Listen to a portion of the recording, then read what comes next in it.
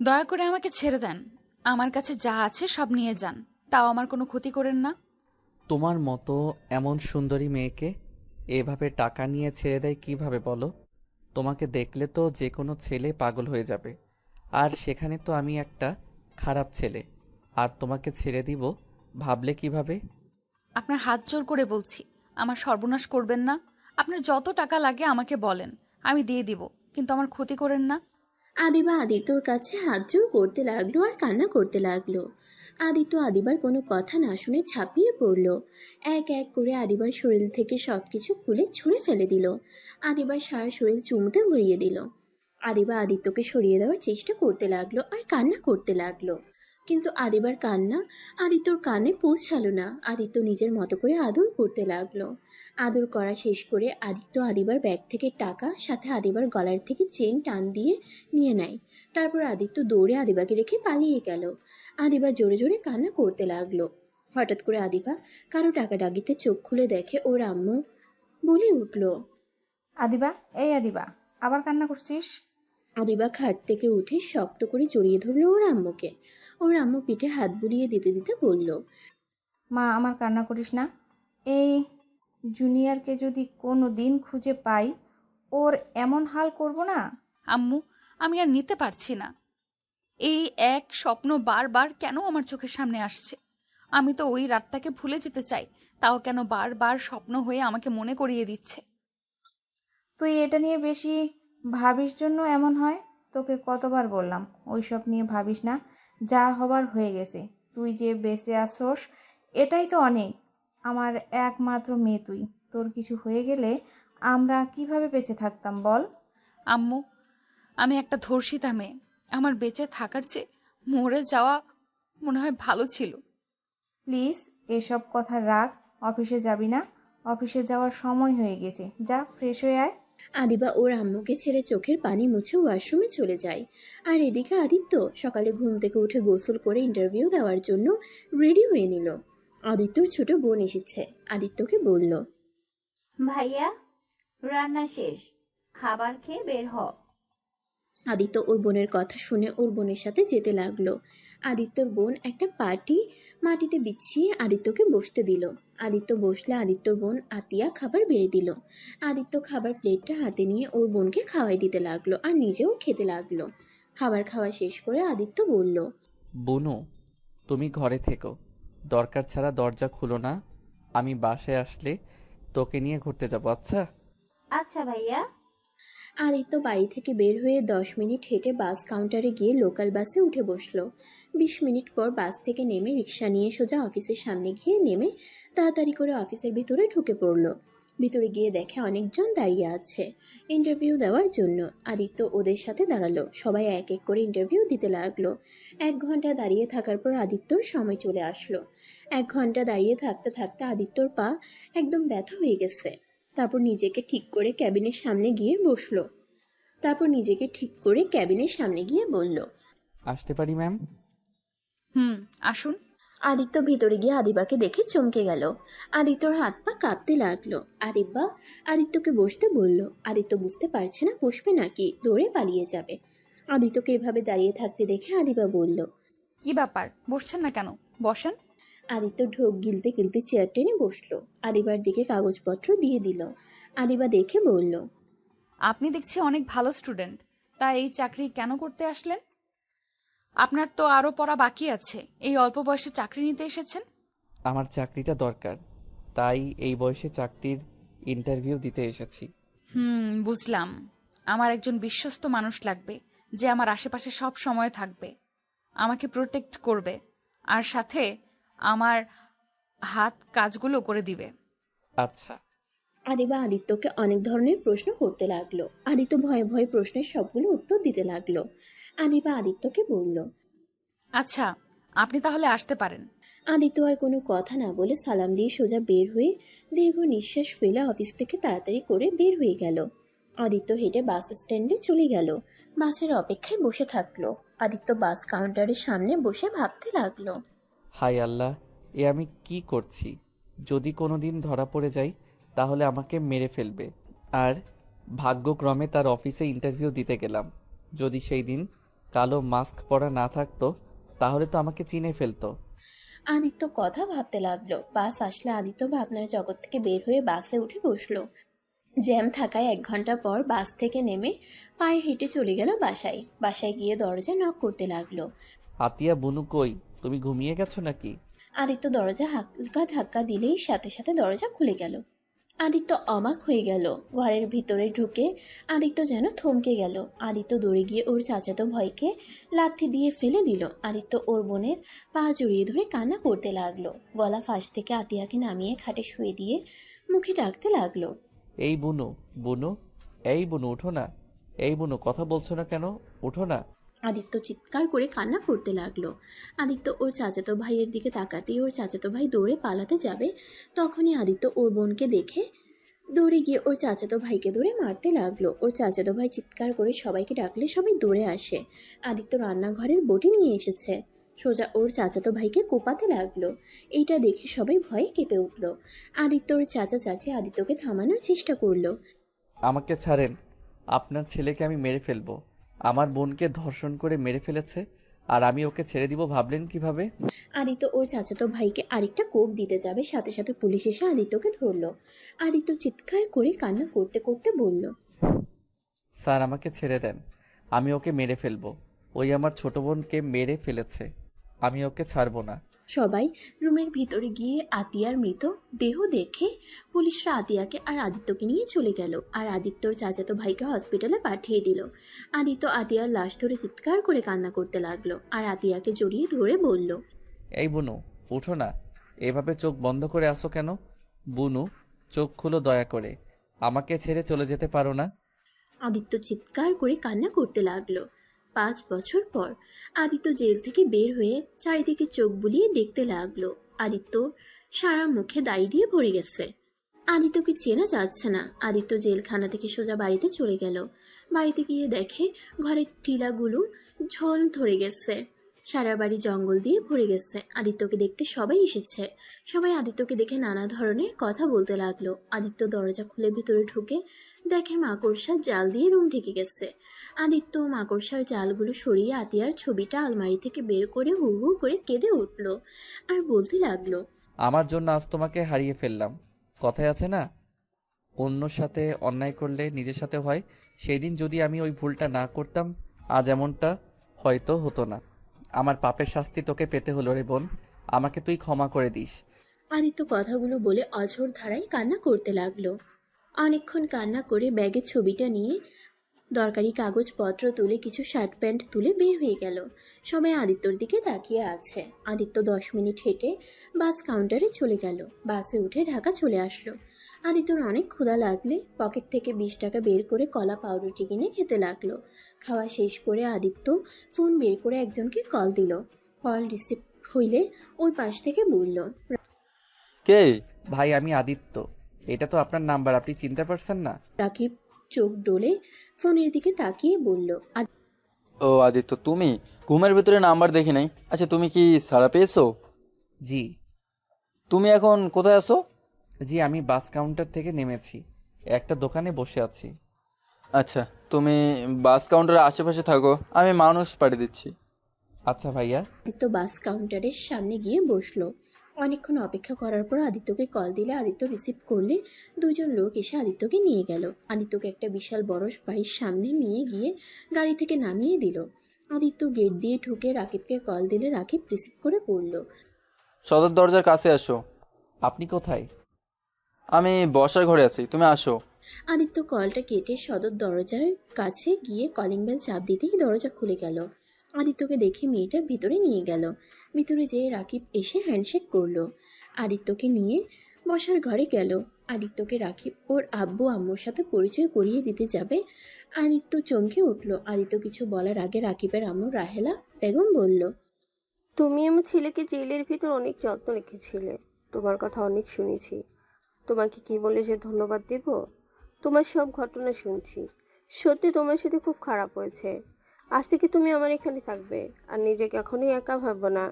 আজ থেকে আমরা তোমার আপনজন। রাহেলা বেগমের কথা শুনে আদিত্যর চোখ দিয়ে কয়েক ফোঁটা পানি বের হইলে চোখ মুছে বলল, আপনাকে কিভাবে যে ধন্যবাদ দিব আমি ভাষা খুঁজে পাচ্ছি না। রাকিব ভাইয়ার থেকে শুনেছিলাম আপনাদের কথা। আসলে আপনারা অনেক ভালো মানুষ। আচ্ছা রাকিব, তুমি যাও, আদিত্যকে রুম দেখিয়ে দাও। আচ্ছা আম্মু।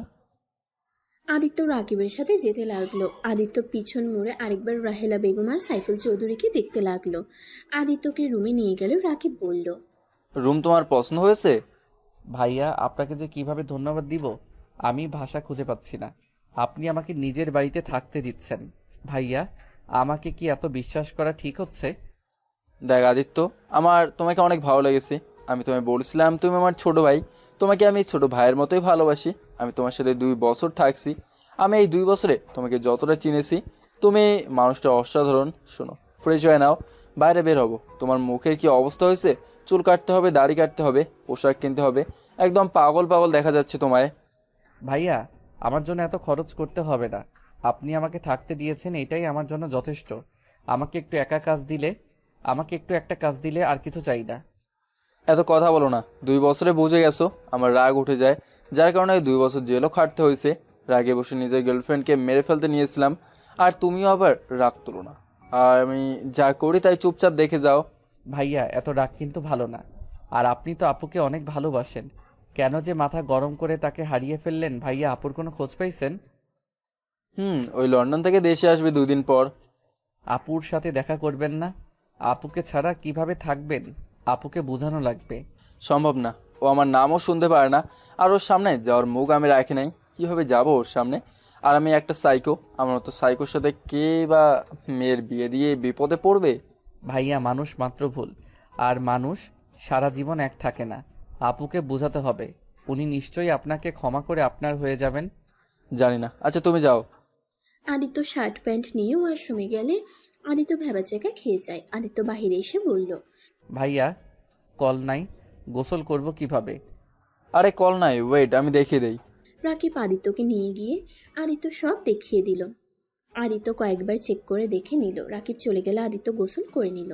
শার্ট প্যান্ট পরে বাহিরে আসলে আয়নার সামনে দাঁড়িয়ে ভ্রুকুচকে তাকিয়ে শার্ট প্যান্ট টানতে লাগলো। রাকিব দরজার কাছ থেকে থেকে হাসতে লাগলো। আদিত্য হাসির শব্দ শুনে পিছনে ঘুরে তাকিয়ে লজ্জা পেয়ে গেল। রাকিব বলল, ওয়েট করো, আপাতত আমার শার্ট প্যান্ট পরে নাও। রাকিব ওর কথা শুনে শার্ট প্যান্ট নিয়ে এসেছে। আদিত্যকে দিলে আদিত্য ওয়াশরুমে গিয়ে পরিবর্তন করে নিল। আদিত্যকে দেখে রাকিব বলল, বাহ, অনেক সুন্দর লাগছে। তুমি দেখি আমার থেকেও কিছুটা লম্বা আছো। তোমার পাশে গেলে সবাই তো ওকে বড় বলবে, আমাকে ছোট বলবে। রাকিব কথাগুলো বলে হাসতে লাগলো। আদিত্য মুচকি হাসলো। তারপর রাকিবের সাথে নিচে গেল। রাহেলা বেগম নিজের ছেলেকে হাসতে দেখে নিজের মুখে হাসির রেখা ফুটে উঠল। মনে মনে ভাবতে লাগলো, আমার ছেলেটা এত সুন্দর করে হাসতে পারে, আমার জানাই ছিল না। সব সময় তো রাগ জিদ কঠোর কণ্ঠে কথা বলতো। এই ছেলেটা আমার ছেলেকে অনেক পরিবর্তন করে দিয়েছে। রাহেলা বেগমকে দেখে আদিত্য চুপ হয়ে গেল।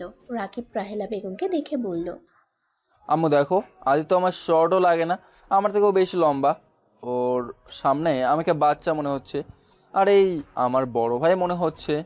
রাকিব কথাটা বলে হাসতে লাগলো। রাহেলা বেগম হেসে বলল, আদিত্য তোমার বয়সে ছোট, কিন্তু ওর যতটা বুদ্ধি আছে তোমার তাও নাই। তুমি ছোট মানুষের মতো রাগ জিদ করো। আম্মু আমি কিন্তু এখন অনেক ভালো হয়ে গেছি। সরি বাবা, ভুল হয়ে গেছে, মনে ছিল না।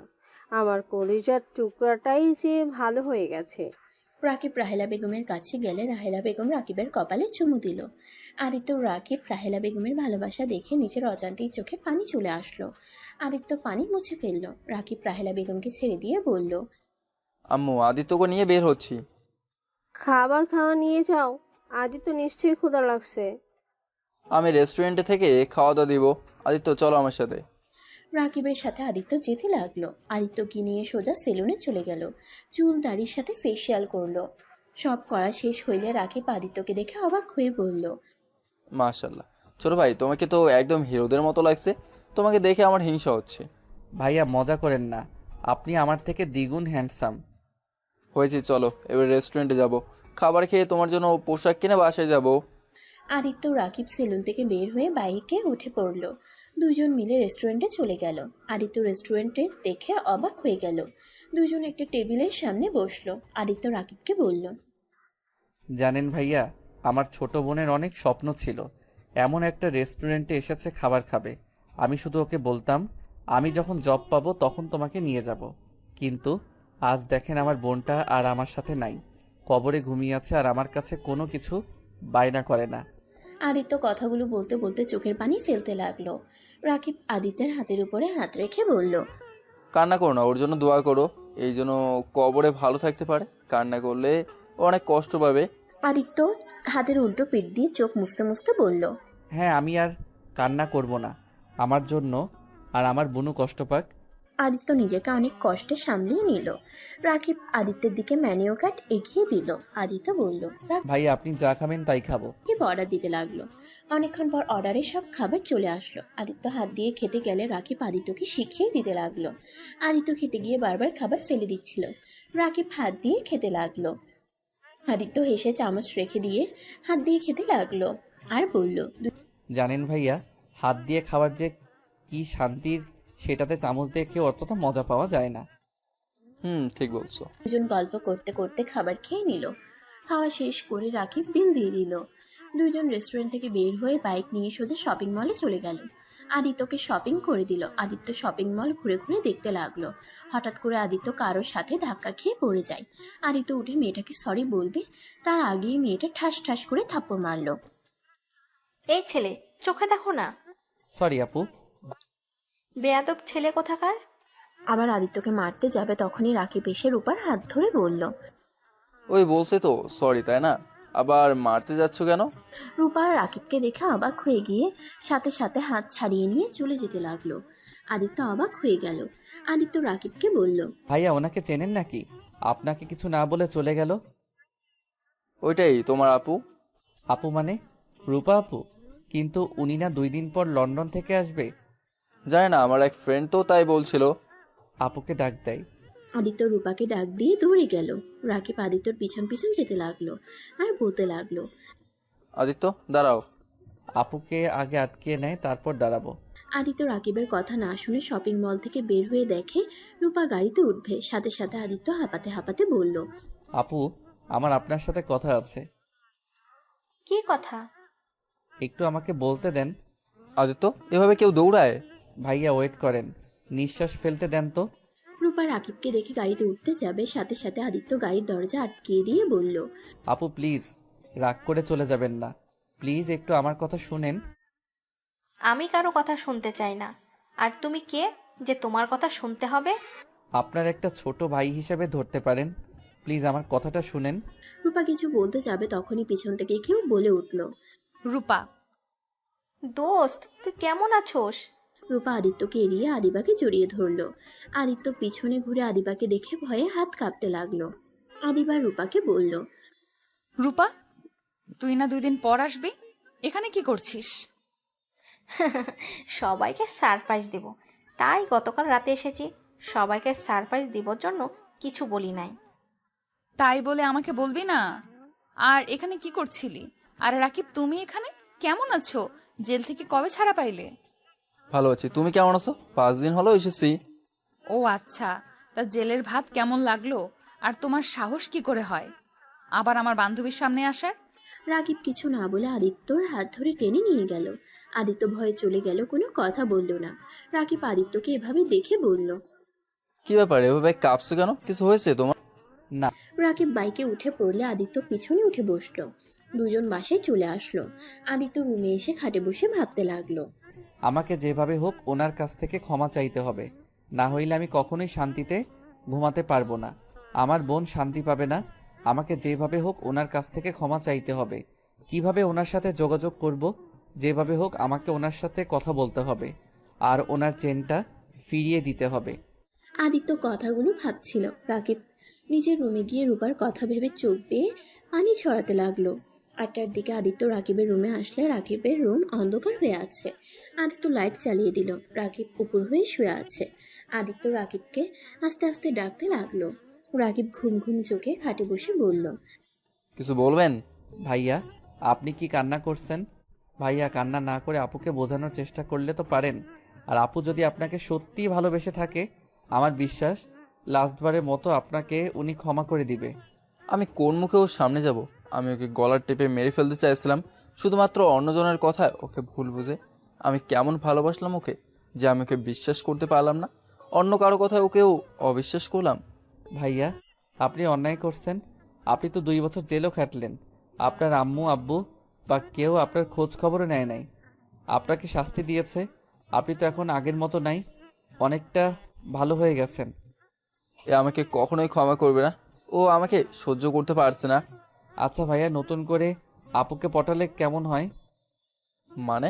আদিত্য রাকিবকে কিছু প্ল্যান বলল। রাকিব শুনে ভ্রুকুচকে বলল, মুখে জুতা ছুঁড়ে মারবে। আরে, তাই তো করতে পারেন। আচ্ছা। আচ্ছা ভাইয়া, একটা কথা বলার ছিল। বলো। আপুর সাথে যে একটা মেয়ে দেখলাম, উনিকে আপনি কি চিনেন? চিনি, আমার আব্বুর আর রূপার আব্বুর বন্ধুর মেয়ে, আর রূপার বেস্ট ফ্রেন্ড। ও আচ্ছা, ওনার কি বিয়ে হয়ে গেছে? না, বিয়ে ঠিক হয়েছিল, কিন্তু আদিবা ধর্ষণের শিকার হয়েছিল, যার কারণে যার সাথে বিয়ে ঠিক হয় তারা বিয়ে ভেঙে দিয়ে চলে যায়। আর ধর্ষিতা মেয়েকে কেউ বিয়ে করতে চায় না, বিয়ে করতে চাইলে ওদের সম্পদের লোভে বিয়ে করতে আসে। এটা তো ভালো করে জানো, ধর্ষিতা মেয়েদের জীবন কতটা কঠিন হয়ে দাঁড়ায় সমাজের মানুষদের জন্য। আর শুনছি ওর নাকি বিয়ে ঠিক হয়েছে, 4 দিন পর মনে হয় বিয়ে, আমাদের দাওয়াত দিয়েছে। বাট আমি যাব না, আব্বু আম্মু যাবে। কেন যাবেন না? শুনেন, এইটাই ভালো সময়। রূপা আপু তো অবশ্যই ওনার বিয়েতে যাবে, তখন ওনাকে কাছে পাবে, ওনাকে ইমপ্রেস করতে সুবিধা হবে। তাই তো, কতটা খারাপ বলো না, এই সুযোগ কাজে লাগাতে হবে। হুম, এখন মন খারাপ না করে হাসেন। আচ্ছা তুমি বসো, আমি ওয়াশরুম থেকে আসছি। রাকিব ওয়াশরুমে চলে গেল। আদিত্য নিজের উপরে অনেক রাগ হতে লাগলো। মনে মনে ভাবতে লাগলো, আল্লাহ জানে আমার জন্য ওনাকে কত কি সহ্য করতে হয়েছে। ধর্ষিতা মেয়েদের জীবনটা একদম সমাজের মানুষ নরক বানিয়ে ফেলে। এই আল্লাহ, আমি আর পারছি না। কিছু মিনিটের সুখের জন্য একটা লাইফ বরবাদ করে ফেলছি। আমি কিভাবে ওনার থেকে ক্ষমা চাইবো? কোন মুখ নিয়ে ওনার সামনে দাঁড়াবো? আদিত্য কথাগুলো ভাবতে লাগলো। আর রাকিব ওয়াশরুম থেকে ফ্রেশ হয়ে বের হয়ে আদিত্যকে বলল, চলো ছাদে যাই, রাতে ভিউটাই অনেক সুন্দর লাগে। আচ্ছা চলেন। আদিত্য রাকিবের সাথে ছাদে চলে গেল। ছাদে গিয়ে দুজন দোলনায় বসে থেকে আকাশের দিকে তাকিয়ে দেখতে লাগলো। আদিত্য রাকিবকে ডাকতে দিলে আদিত্য আর রাকিব নিজে চলে গেল। চারজন খাবার খেতে বসলো। আদিত্য খাবার খাচ্ছিল আর মাঝে মাঝে রাহেলা বেগম আর সাইফুল চৌধুরীর দিকে তাকিয়ে দেখতে লাগলো। বিষয়টা রাহেলা বেগমের চোখে পড়লো। রাহেলা বেগম খাবার মুখে দিতে দিতে বলল, আদি তো কিছু লাগবে? যা লাগে নিয়ে খাও। না আন্টি, কিছু লাগবে না। চারজন খাবার খাওয়া শেষ করে বসার ঘরে গিয়ে বসে গল্প করতে লাগলো। কথা বলার মাঝখানে আদিত্য বলে উঠল, আচ্ছা, রাকিব ভাইয়া কি একাই? তার কোনো ভাই বোন নাই? আদিত্যর কথা শুনে রাহেলা বেগম সাইফুল চৌধুরী থমকে গেল। রাহেলা বেগমের মুখ মলিন হয়ে গেল। আদিত্য তাদের মুখ দেখে বলল, আঙ্কেল আন্টি, আমি কোনো ভুল করে প্রশ্ন করে ফেললাম, তাহলে সরি, আমাকে ক্ষমা করে দেন। আরে না, কোনো ভুল প্রশ্ন করো নাই। আমার দুইটাই সন্তান। আরেকজন কোথায়? জানি না। মানে? আমার ছোট সন্তান কোথায় আছে আমরা কেউ জানি না। বেঁচে আছে নাকি মারা গেছে কিছুই জানি না। কথাটা বলে রাহেলা বেগমের চোখ পানিতে টলমল করতে লাগলো। রাকিব রাহেলা বেগমের দিকে তাকিয়ে বলল, আম্মু আবার কান্না করছো? আমি তো আসি নাকি, এভাবে কান্না করলে আমার ভালো লাগে না কিন্তু। রাকিবের কথা শুনে চোখ মুছে ফেলল। আমি আর কাটবো না, তোমরা খাবার খাও। রাহেলা বেগম আর কিছু না খেয়ে উঠে চলে গেল। আদিত্য মাথা নিচু করে বলল, সরি, আমার জন্য আন্টি না খেয়ে চলে গেল। আরে তেমন কিছু না, আম্মু মাঝে মাঝেই এমন করে। আমার ছোট ভাই হারিয়ে যাওয়ার পর থেকে এমন করে, অনেকবার খাবার ছেড়ে উঠে গেছে। আচ্ছা ভাইয়া, আপনার ছোট ভাই হারিয়ে গেল কিভাবে? 2004 সালে আম্মু আমাকে আর ছোট ভাইকে রাফিনকে নিয়ে পার্কে গেছিল। আমি আইসক্রিমের বায়না হলে আম্মু আমার জন্য আইসক্রিম কিনতে চলে যায়, আর আমি আর আমার ছোট ভাই খেলা করছিলাম। হঠাৎ করে আমি প্রজাপতি দেখে প্রজাপতির পেছন পেছন চলে যাই। আমি রাস্তায় পৌঁছে গেলে অ্যাক্সিডেন্ট হতে যাবে, তার আগে আম্মু দৌড়ে আমার কাছে যায়, আমাকে কোলে তুলে নিয়ে এসেছে। দেখে আমার ছোট ভাই যেখানে রেখে গেছিলাম ওইখানে নাই। শুধু আমার ছোট ভাই না, ওইখানে আরও ছোট 3টা বাচ্চা ছিল, ওদের কেউ খুঁজে পায় না। আজ 20 বছর হয়ে গেল, কাউকে এখন পর্যন্ত পাওয়া যায় নাই। রাকিব কথাগুলো বলে এক পর্যায়ে কান্না করে দিল আর বলতে লাগলো,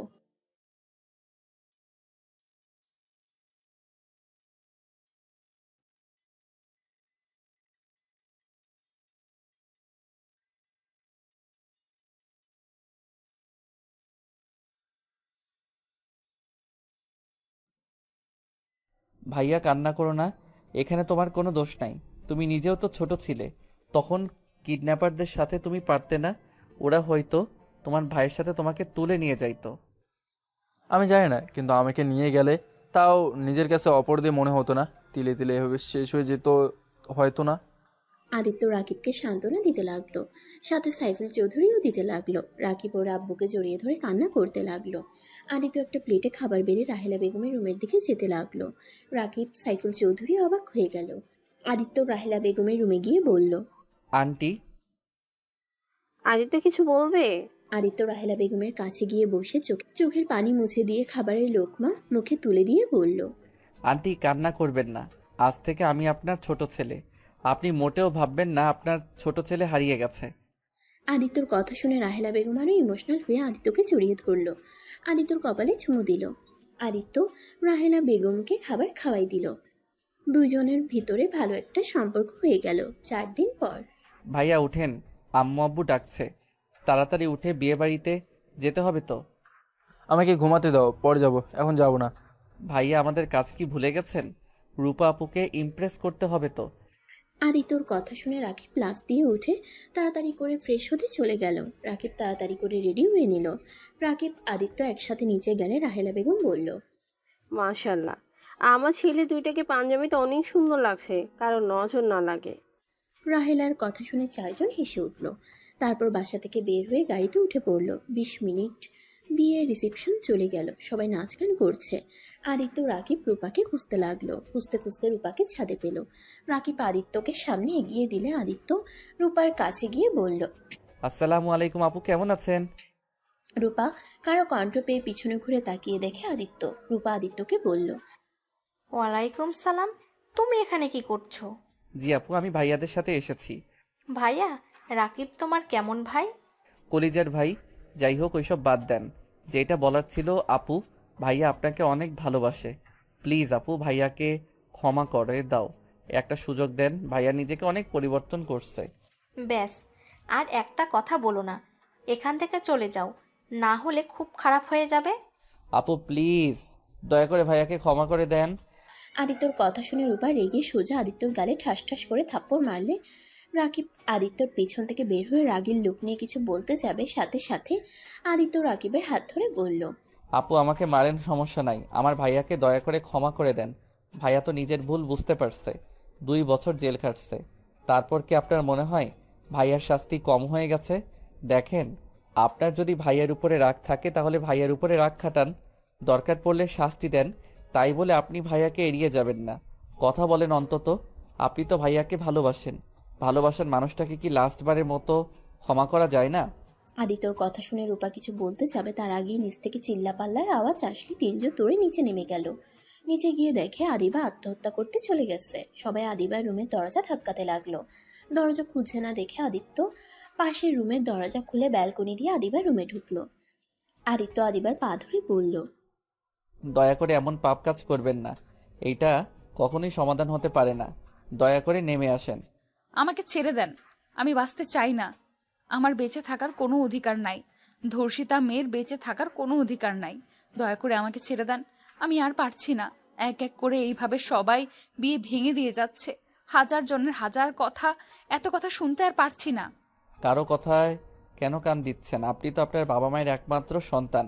আপনার যদি কিছু হয়ে যায় তাহলে আপনার বাবা মায়ের কি অবস্থা হবে একবার ভেবে দেখেছেন?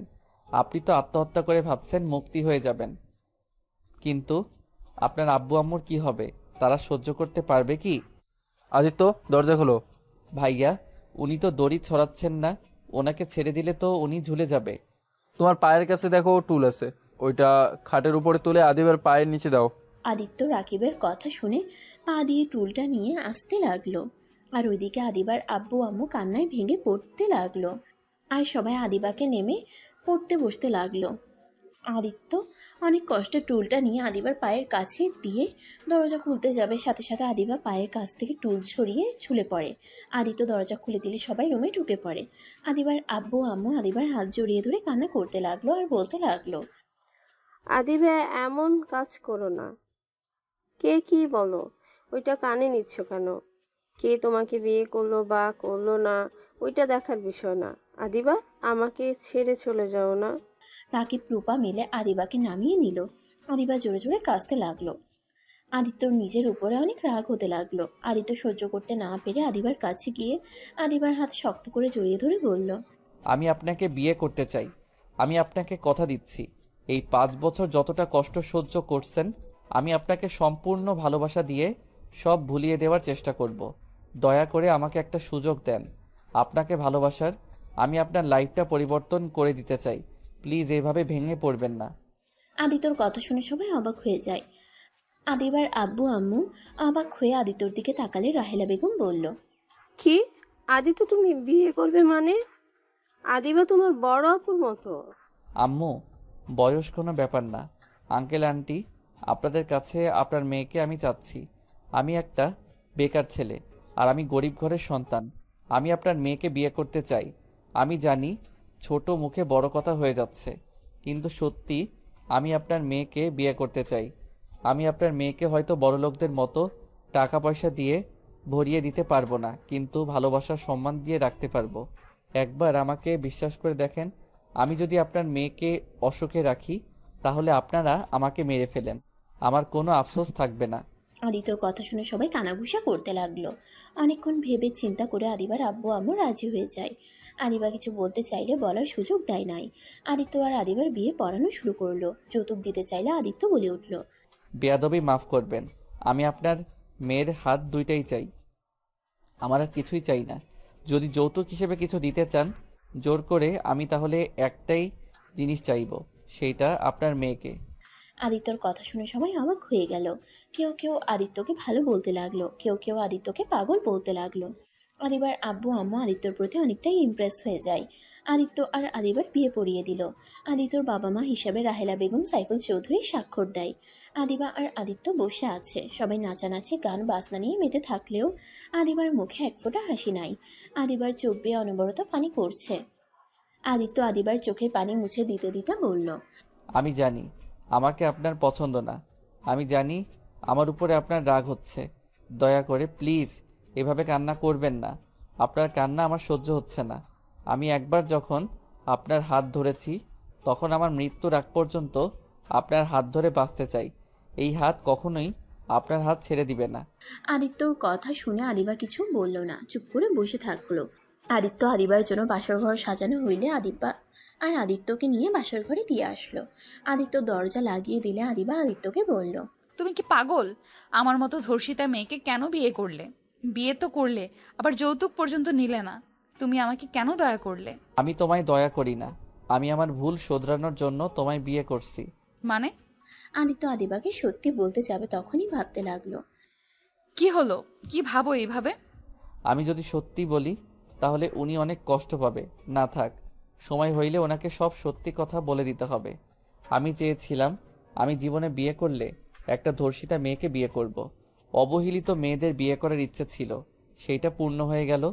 আমি দেখেছি অবহেলিত মেয়েরা স্বামীদের অনেক ভালোবাসে, তাই ছোটবেলা থেকে এই শখটা জেগেছিল। এটা কোনো কথা? আমি যদি তোমাকে না ভালোবাসি? তুমি আমার স্ত্রী, সেখানে তুমি এখন ভালো না বাসলে একদিন না একদিন আমায় তুমি ভালোবাসবে। আমি সেই দিনের অপেক্ষায় থাকব। শোনো, বাস্তব দুনিয়ায় চলার চেষ্টা করো, কল্পনার দুনিয়ায় চলো না। আমি বাস্তব দুনিয়াতে আসি। যাই হোক, আজকে আমাদের বাসর রাত, আর আপনি কি এলোমেলো কথা বলা শুরু করছেন? বাসর রাত নিয়ে কত স্বপ্ন ছিল। বউ ঘোমটা দিয়ে বসে থাকবে, আমি গিয়ে বউয়ের ঘোমটা খুলে কপালে চুমু দিয়ে প্রশংসা করব, তা তো কিছুই হলো না। উল্টা বউ আমাকে জেরা করা শুরু করে দিয়েছে। আদিত্যর কথা শুনে আদিবার হাসি পেল, কিন্তু হাসলো না। হাসি আটকিয়ে বলল, এত যে বড় বড় কথা বলছো, এখন যদি বলি তুমি আমাকে টাচ করতে পারবে না, আমি তোমাকে অনুমতি দিলাম না, তখন তুমি কি করবে? বউ অনুমতি না দিলে সেখানে তো আর কিছু করার নাই। জোর করে তো আর বউকে টাচ করা যাবে না। গুড, যাও ঘুমিয়ে পড়ো, আমার অনেক ঘুম পাচ্ছে। ঘুমালে আবার আত্মহত্যা করবেন না তো? কি মনে হয়? কি আর মনে হবে, যারা একবার আত্মহত্যা করতে যায় তাদের পিছনে শয়তান লেগে পড়ে সবসময় কুপরামর্শ দিবে। রাগ হইলে কষ্ট পারলে বলবে এত কষ্ট সহ্য করে কি হবে, আত্মহত্যা করো, সবাইকে মুক্তি করে দে, তোকে কেউ ভালোবাসে না। আদিত্যর কথা শুনে আদিবা পিছনে ঘুরে মিটিমিটি হাসতে হাসতে ওয়াশরুমে চলে গেল। আদিত্য বিছানার উপরে বসে নিচের দিকে তাকিয়ে থেকে মনে মনে ভাবতে লাগলো। আপনার মুখে আমি হাসি ফুটাবো, আমার জন্য আপনার মুখের হাসি চলে গেছে। আমি আপনাকে আগের মতো স্বাভাবিক করে দিব, যেভাবে হোক আপনাকে আমার ভালো রাখতে হবে।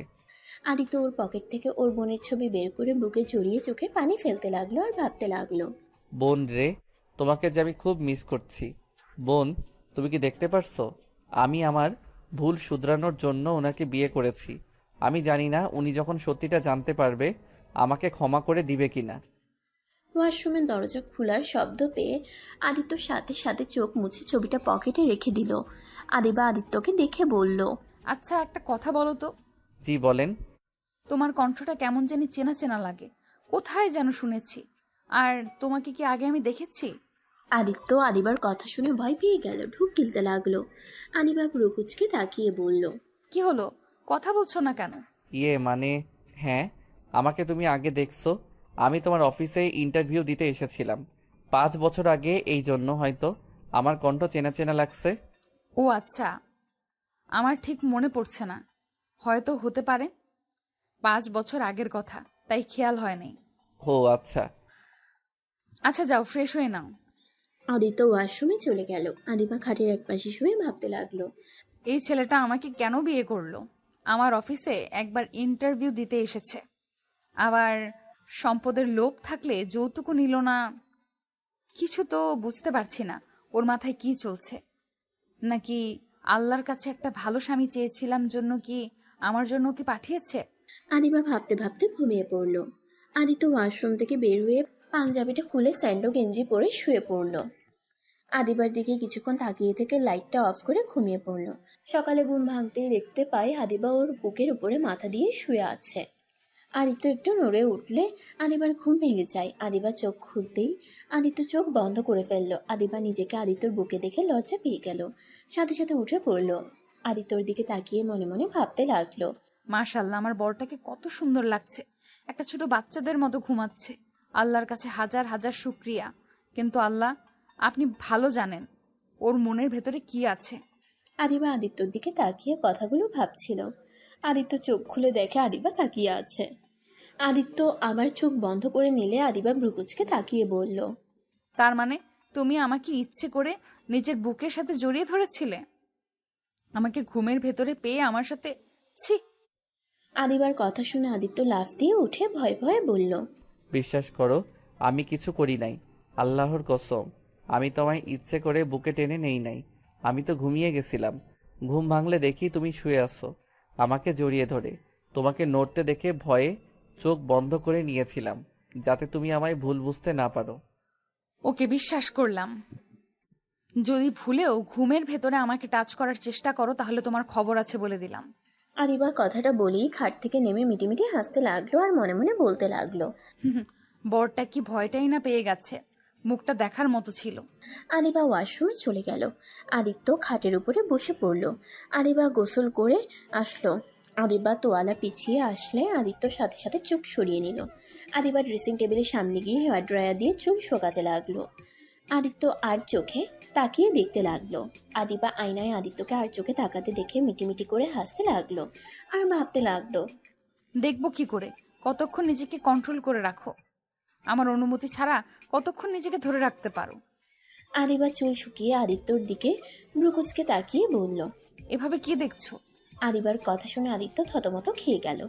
আদিত্য তোতলাতে তোতলাতে বলল, কই কি দেখছি? আমি তো দেখলাম তুমি আমার দিকে তাকিয়েছিলে। হ্যাঁ তাকাইছি, তো কি হয়েছে? আমি তো আর আপনাকে ধরি নাই।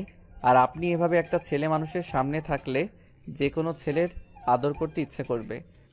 আদিত্য কথাটা বলে সাথে সাথে মুখ চেপে ধরল। আদিবা প্রকুচকে তাকাতেই আদিত্য দৌড়ে ওয়াশরুমে চলে গেল।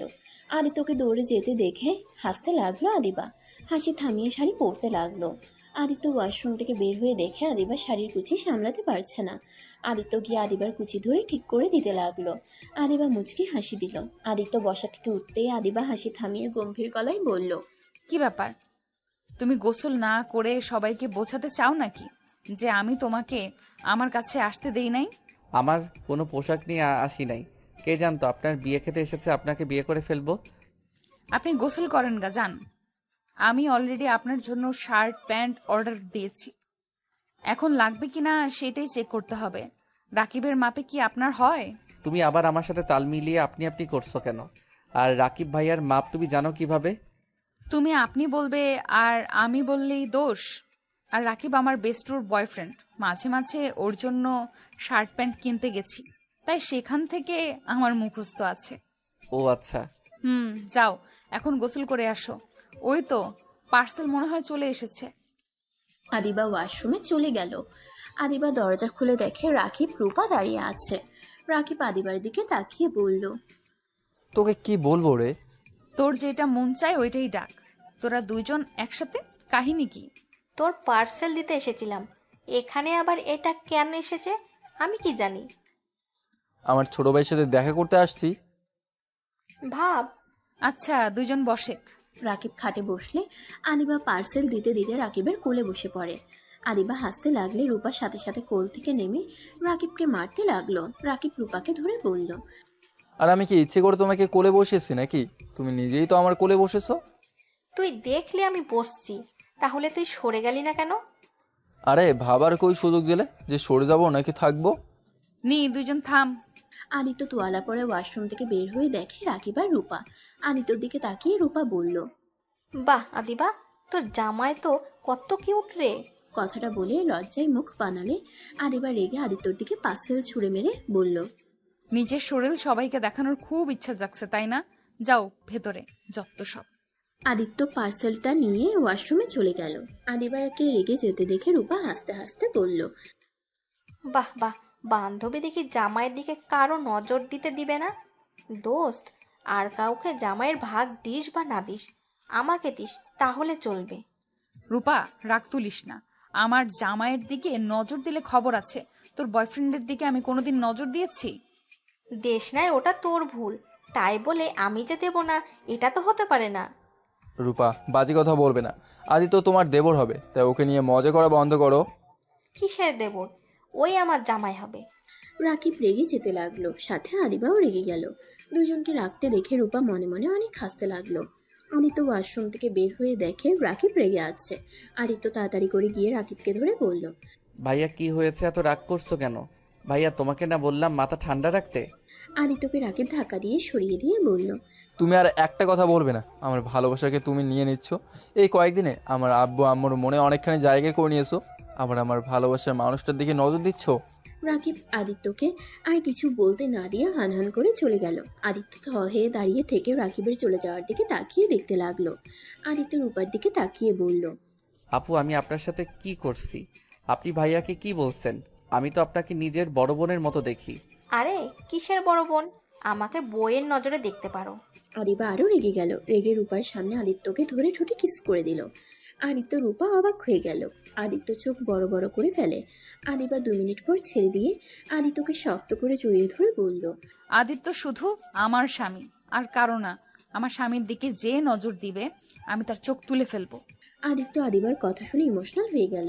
আদিত্য আদিবার দিকে তাকিয়ে ভাবতে লাগলো, আমাকে নিয়ে তুমি এমন পাগলামি করছো? যখন জানতে পারবে আমি কোনো ভালো ছেলে না, আমি তোমার জীবনটা বরবাদ করে দেওয়ার সেই মানুষটা, আমায় তুমি তখন ঘৃণা করবে। আমাকে এতটা ভালোবাসা তখন আর হয়তো দিবে না। রূপা আদিবার পাগলামি দেখে হাসতে লাগলো। আদিবা রূপাকে দেখে হাসতে হাসতে বলল, তোর কি মনে হয় আমি তোর জামাইয়ের দিকে নজর দেব? আরে আমি তো রাকিব আর তোকে একটু জেলাসি করাচ্ছিলাম। শোন, তুই ভালো করে জানোস আমার মন প্রাণ জুড়ে শুধুমাত্র রাকিব, আর কেউ নাই। আর জায়গা আমি কাউকে দিতেও পারবো না। আর আদিত্য তো আমার ছোট ভাইয়ের মতো, আর তার উপরে আবার তোর স্বামী, সেখানে আমি ওর দিকে নজর কিভাবে দিই বলতো? রূপার কথা শুনে আদিত্য অনেকটাই খুশি হলো আর আদিবা লজ্জায় পড়ে গেল। আদিবা রূপাকে বলল, সরি। থাক, সরি বলতে হবে না। আর আদিত্য, তোমার ভাইকে বলো না আমি যে ওকে এখনো ভালোবাসি, তাহলে আবার আমার ওপরে অধিকার খাটাতে আসবে। আপু ভাইয়া আপনাকে অনেক ভালোবাসে। ভাইয়া এখন আর আগের মতো কথায় কথায় রেগে যায় না। আপু ভাইয়াকে আর কষ্ট দিয়েন না, ভাইয়াকে ক্ষমা করে দেন। সময় হলেই দেব। ওকে আরও নিজেকে পাল্টাতে হবে। হ্যাঁ, ও আগের থেকে এখন সত্যি অনেক পাল্টে গেছে। কারণ এখন যদি আগের রাকিব হতো, রেগে আমার গলা চেপে ধরতো তোমাকে নিয়ে এসব কথা বলার জন্য। কিন্তু ও নিজেকে অনেকটাই কন্ট্রোল করে চলে গেছে, কিন্তু আরও পরিবর্তন হতে হবে।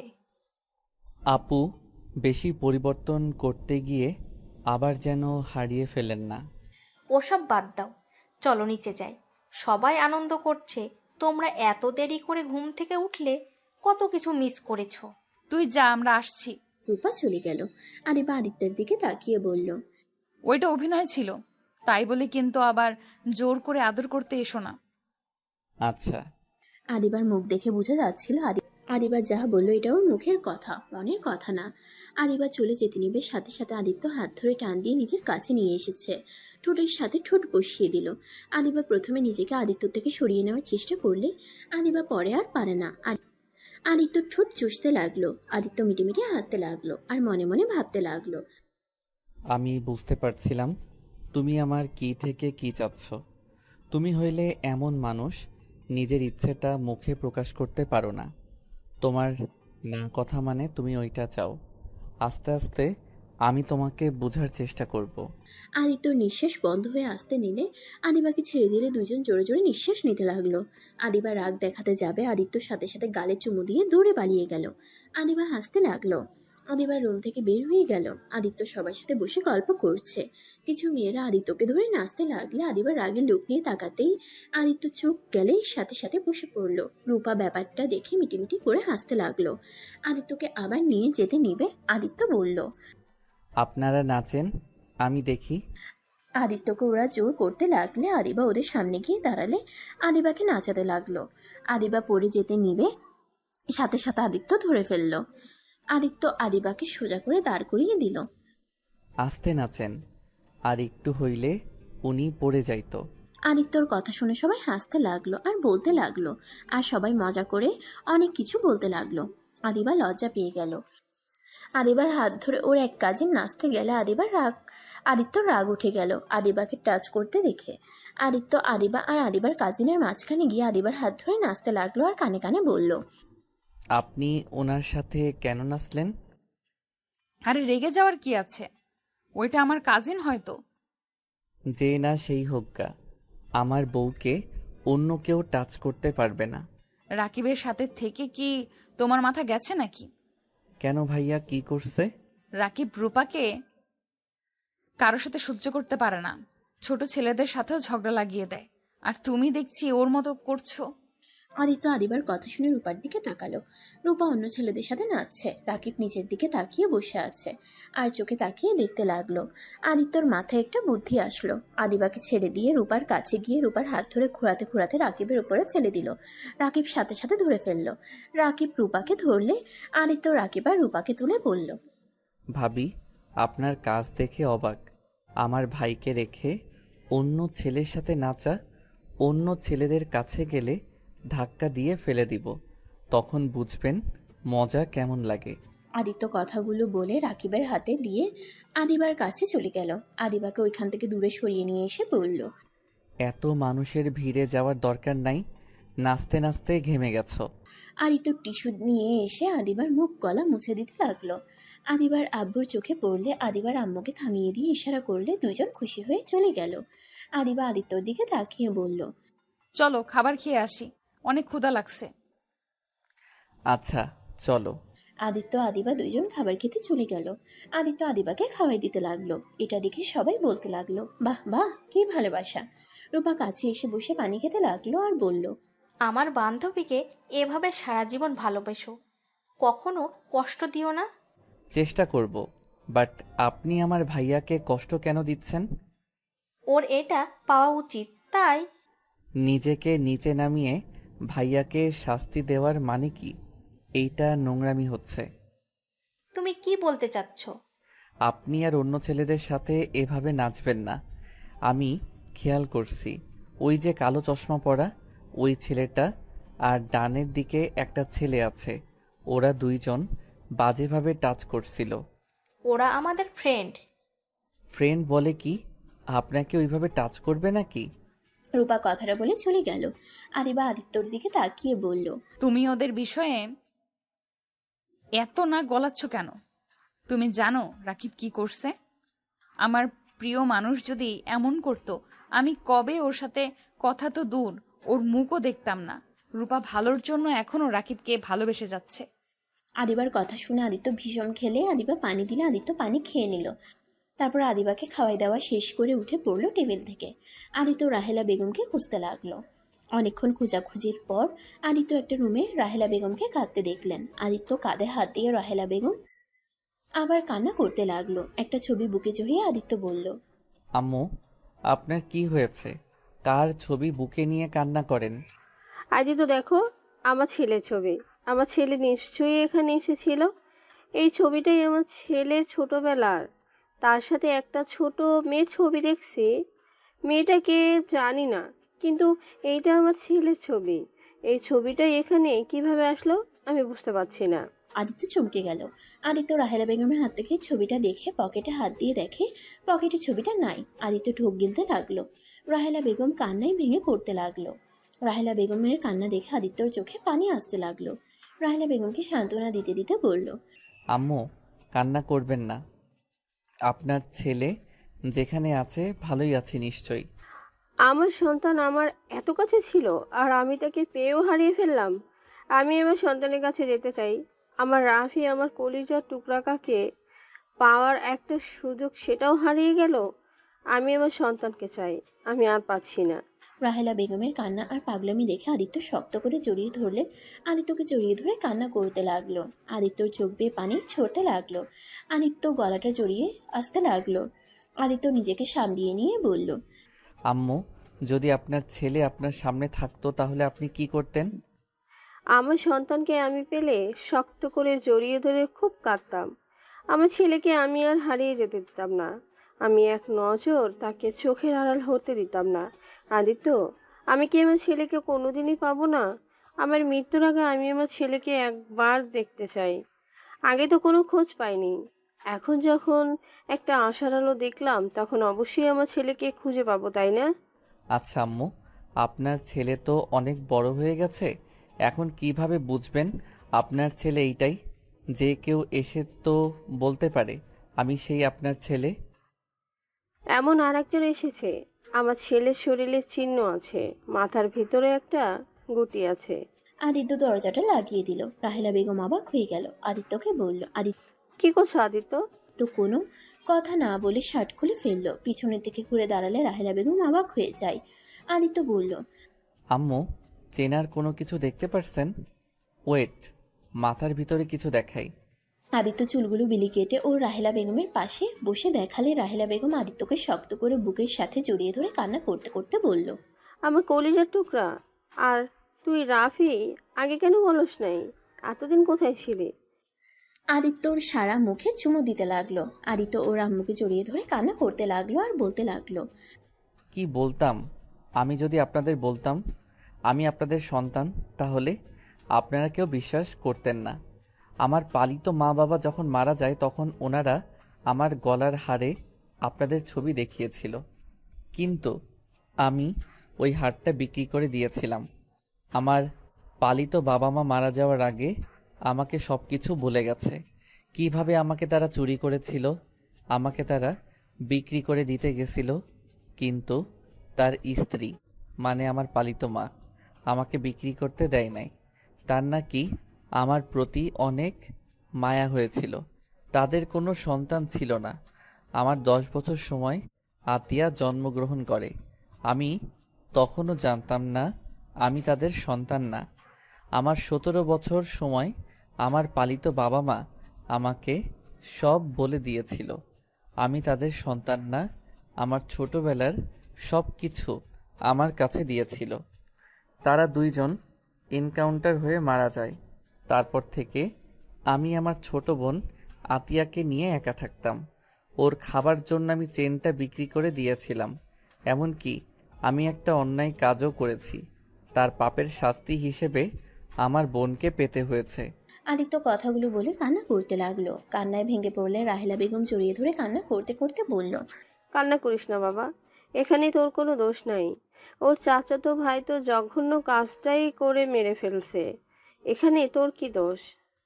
আদিত্য ওর আম্মুকে শক্ত করে জড়িয়ে ধরে কান্না করতে করতে বলল, আম্মু, আমিও একটা ভুল করছি। আম্মু, আমি যদি বলি আদিবার ধর্ষণকারী আর কেউ না, আমি নিজেই।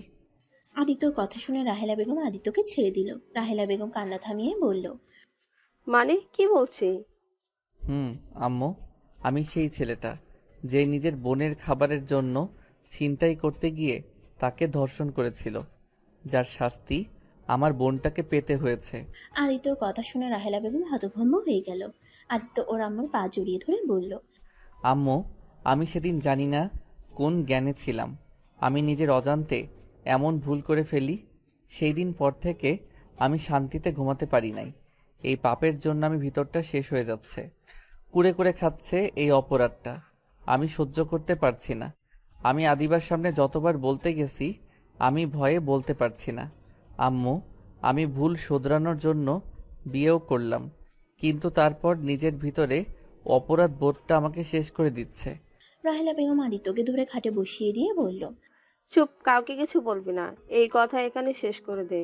এই কথা কোনোদিন কারো সামনে নিয়ে আসিস না। ওরা যদি জানতে পারে তাহলে ওরা তোকে মেরে ফেলবে। আমি তোকে আর হারাতে চাই না। এই কথা আর কাউকে বলবি না। ওদের কাছে কোনো প্রশ্ন নাই। ওই ছেলেটাই কেমন দেখতে, ছেলেটার কণ্ঠ কেমন সেটাও ভালো করে মনে নাই, তাই ওরা তোকে ধরতে পারে না। যখন ধরতে পারে নাই তখন একেবারে চুপ হয়ে যা। আম্মু, পাপ কখনোই চাপা থাকে না। ওইটা পরে দেখা যাবে। তুই আর কোনোদিন এই কথাগুলো মনের ভুলেও কাউকে বলবি না।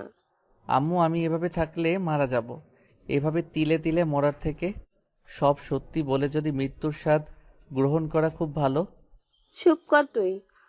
আদিবাকে বিয়ে করছো, এখানে তুই ওকে ভালো রাখার চেষ্টা করবি। ওকে সম্পূর্ণ ভালোবাসা দিয়ে ওর মনে জায়গা করে নে।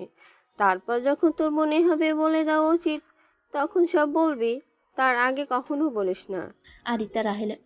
আদিত্য রাহেলা বেগমকে জড়িয়ে ধরে কান্না করতে লাগলো। রাহেলা বেগম আদিত্যের চোখ মুছে দিল। হঠাৎ করে বাথরুম থেকে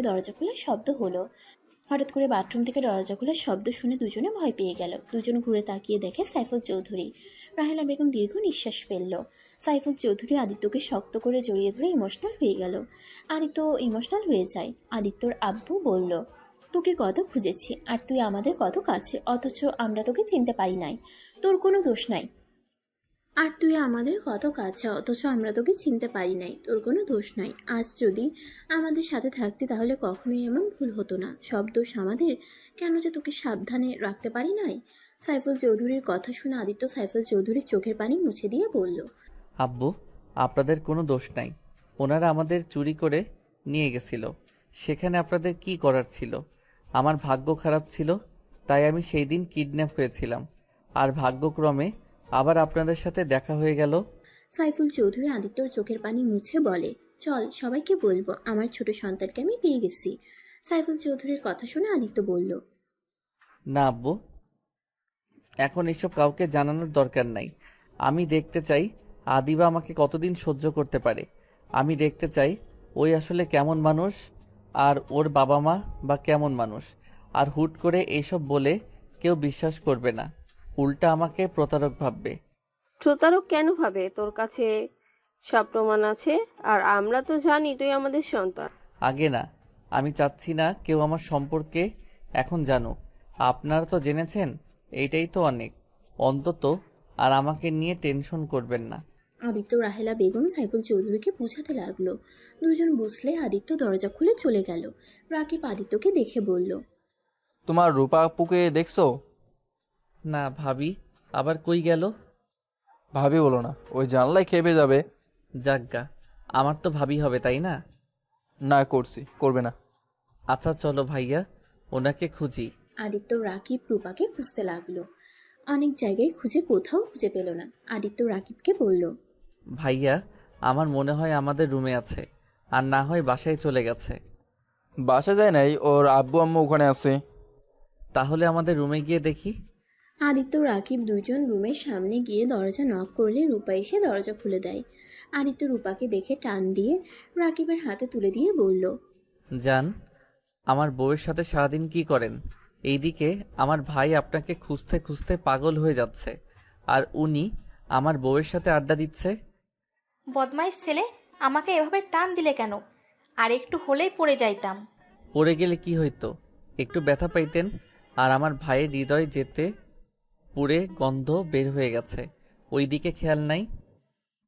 আমার ওসব দেখার সময় নাই। আমি তোমার ভাইকে চিনি না। দূর, চেনেন না চেনেন ওইটা শুনে লাভ নাই। আমি আমার বউয়ের কাছে গেলাম। আদিত্য কথাটা বলে দরজা লাগিয়ে দিল ওদের মুখের উপরে। রূপা দরজা ধাক্কাতে লাগলো। আদিত্য পিছনে ঘুরতে ঘুরতে বলল, বিবিজান কই গো আপনি? কথাটা বলে পিছনে ঘুরে হা হয়ে গেল। আদিবার আম্মু, রূপার আম্মু আর কিছু মহিলারা বসে আছে, সাথে আদিবাও বসে আছে। আদিত্যকে দেখে সবাই হেসে উঠল। আদিবার রাগের লোক নিয়ে তাকাতেই আদিত্য সাথে সাথে রুম থেকে বের হয়ে গেল। রূপাল রাগের লোক নিয়ে তাকিয়ে বলল, এখন কেন? চলো চলো, বইয়ের কাছে দিয়ে আসি। রূপা আদিত্যকে টানতে টানতে রুমে নিয়ে গেল। আদিত্য রূপাকে বলল, আপু, আমাকে ছাড়েন, আমাকে যেতে দেন। কেন যেতে দেব? আমাকে বের করলে না বইয়ের কাছে যেতে চাইলে? চলো বইয়ের কাছে নিয়ে যাই। রূপা ওকে ছাড়ে। ছাড়বো না। কত লজ্জা পেতে পারে আমি সেটাই দেখব। আমার মুখের সামনে দরজা লাগিয়ে দিয়েছে। আমি যে ওর বড় বোনের মতো, তারপর লজ্জা শরম নাই। আদিত্য লজ্জায় মাথা নিচু করে ফেলল। আদিবার আম্মু বলে উঠল, রূপা, আদিত্য কিন্তু তোমার সম্পর্কে সমান আছে। ওই তোমার বান্ধবীর জামাই, তার মানে তোমার সাথে সেই মজা করতে পারে। থ্যাংক ইউ শাশুড়ি আম্মু। আদিত্য কথাটা বলে রূপার হাত সরিয়ে দিয়ে বলল। রূপার মুখের দিকে এগিয়ে গিয়ে বলল, আপনি আমার সম্পর্কে শ্যালিকা হন, তাই শ্যালিকার মতো থাকেন, বড় বোনের মতো শাসন করতে আসেন না। তাই নাকি? দুলাভাই আমার, দুলাভাই চলেন আপনাকে একটু স্পেশাল যত্ন করি। আদিত্যকে রূপা নিয়ে যেতে চাইলে আদিবা রূপাকে বলল, একদম না, আদিত্য ওর সাথে যাও না। স্পেশাল আদর কিন্তু ভয়ঙ্কর হয়ে যাবে। কেন? দেখি কি আদর দেয়, একটু দেখা উচিত তো। আদিবা তুই চুপ কর। সব দুলাভাইরা এটা খাইছে, তোর জামাই কেন বাদ যাবে? আদিত্য যাও না, গেলে কিন্তু বিপদ হবে। দেখা যাক ভাইয়া কি করে। আদিত্য রূপার সাথে গেল। রাকিব আদিবা ওদের পিছন পিছন যেতে লাগলো। রূপা আদিত্যর থেকে কিছুটা দূরে গিয়ে আদিবার ফ্রেন্ডদের আর কিছু কাজিনসদের ডেকে নিয়ে কানে কানে বলল। তারপর সবাই মিলে হাত মিলালো। আদিত্য ভ্রুকুচকে তাকিয়ে দেখতে লাগলো। আদিবা আদিত্যকে বলল, তুমি রাকিব ভাইয়ের সাথে এখান থেকে পালাও, না হলে কিন্তু তোমার নাজেহাল করে ছাড়বে। কেন, কি করবে? আমাকে মারবে নাকি? না মারবে না খাওয়াবে। তাই নাকি? এইটা তো ভালো। ভালো না সাই, আমার সাথে তুমি চলো। রাকিব আদিত্যর হাত ধরে দৌড় দিল। আদিত্যর পিছন পিছন রূপারা দৌড়ে যেতে লাগলো। আদিত্যকে বাইকে বসিয়ে রাকিব মুখ ভেঙচি দিয়ে পালিয়ে গেল। আদিত্যকে নিয়ে বাসায় চলে গেল। আদিত্য রাকিবের দিকে তাকিয়ে বলল, কি হয়েছে? এমন ভাবে বাসায় নিয়ে আসলে কেন? বাসায় না নিয়ে আসলে? মরিচের মিষ্টি, মরিচের গুঁড়ার শরবত, যত ঝালের খাবার আছে তার থেকে ডবল মরিচের গুঁড়া দিয়ে খাওয়াতো। এর আগে আমার এক ফ্রেন্ড জামাই হসপিটালে ভর্তি ছিল, 5 জন ছিল। একদিন পর হসপিটাল থেকে নিয়ে আসা হয়েছিল। ওই 6 জন ওদের দেখলে ভয়ে কাঁপে। রাকিবের কথা শুনে আদিত্য হাসতে লাগলো। রাকিব ভ্রুকুচকে তাকিয়ে বলল, রে হাসো কে? ওনারা এত দুষ্টু, আমাকে ঝাল খাওয়াবে। আমি ঝাল অনেক খেতে পারি, আমার ওইসব কিছু হতো না। মরিচ ডলে ভাত খাওয়ার অভ্যাস আছে আমার। কত ঝাল খাইতে পারো, তার থেকে ডবল খাওয়াবে। ওই সব রাখো, যাও রুমে যাও, আমাকে কল দিয়ে বলে দেবো আমরা বাসায় চলে এসেছি। রাকিব কথাটা বলে চলে যেতে নিবে, তখনই আদিত্য রাকিবকে বলল, ভাইয়া, তোমার বাইকের চাবিটা দিবে? তুমি কি গাড়ি চালাতে পারো? ফ্রেন্ডদের বাইক চালিয়ে শিখেছিলাম। আচ্ছা নাও। রাকিব আদিত্যকে চাবিটা ঢিল দিয়ে দিলে আদিত্য ক্যাচ করে ধরে চলে গেল। বাইক নিয়ে সোজা গ্রামে চলে গেল। গ্রামে গিয়ে ওর বোনের কবরের সামনে গিয়ে বসে কান্না করতে করতে বলল, বুনু, তোমাকে অনেক মনে পড়ছে, আমার খুব কষ্ট হচ্ছে। বুনু গো, বুনু, ওই বুনু উঠো না, তোমার মুখ থেকে ভাইয়া ডাক শুনতে ইচ্ছে করছে। ওই বুনু উঠো না। আদিত্য কথাগুলো বলে কান্না করতে লাগলো। আদিত্য কবরটা জড়িয়ে ধরে কান্নায় ভেঙে পড়ল। কবরের পাশ দিয়ে মানুষগুলো যাচ্ছিল আর সবাই অবাক হয়ে যাচ্ছিল। আদিত্য অনেকক্ষণ ধরে কান্না করে কবর জড়িয়ে কখন যেন অজ্ঞান হয়ে যায়। আদিত্য জ্ঞান ফিরলে দেখতে পারে চারিদিকে অন্ধকার হয়ে গেছে। আদিত্য কবর থেকে উঠে পড়ল। কবর থেকে বের হয়ে সোনার দোকানে চলে গেল। গিয়ে আদিত্য দোকানদারের সাথে কথা বলে ঢাকার উদ্দেশ্যে বের হয়ে গেল। ঢাকায় যেতে যেতে রাত 12টা বেজে গেল। বাসার ভিতরে ঢুকে বাইক গ্যারেজে রেখে বাসার সদর দরজা নক করলো। কলিং বেল বাজাতেই দরজা খুলে গেল। আদিত্য সদর দরজাটা লাগিয়ে দিয়ে নিজের রুমে চলে গেল। রুমে গিয়ে লাইটটা জ্বালাতে দেখে আদিবা বিছানায় শুয়ে আছে। আদিত্য আলমারি থেকে শার্ট প্যান্ট বের করে লাইট অফ করে ওয়াশরুমে চলে গেল। গোসল করে বের হয়ে আদিবার পাশে শুয়ে পড়ল। সকালে ঘুম ভাঙলেই দেখে আদিবার রাগী লুক নিয়ে তাকিয়ে আছে। আদিত্য উঠে আতশোয়া হয়ে বসে বলল, কি হয়েছে? এভাবে রাগী লোক নিয়ে তাকিয়ে আছো কেন? গতকাল সারা দিন কোথায় ছিলে? তুমি জানো এখানে কি হয়ে গেছে? না, কি হয়েছে? রাকিব কতটা রেগে গিয়েছিল। রাকিবের ধারণা তোমাকে ওই বাইক দিয়েছে, তুমি বাইক নিয়ে পালিয়ে গেছো, আর নাকি ফিরবে না। তোমাকে বিশ্বাস করা ওর ভুল হয়েছে। কি? ভাইয়া এইসব বলছে? হ্যাঁ, আর রাগ হওয়ার কথা ফোন বন্ধ করে রেখেছিলে কেন? তোমার তো কোনো খোঁজ খবর ছিল না। এখানে রাকিবের দোষ কি হবে?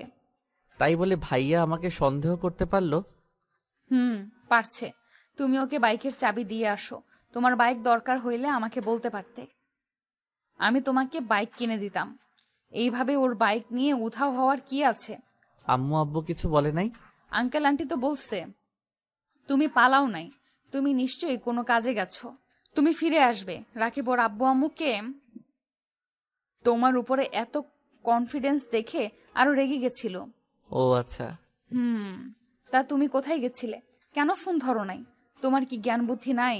একজন যে তোমাকে থাকতে দিল, নিজের ছোট ভাইয়ের মতো ভালোবাসলো, তার ফোন না ধরে ফোন বন্ধ করে রাখার মানে কি? ওই কতটা কষ্ট পেয়েছে তোমার ধারণা আছে? ও আচ্ছা।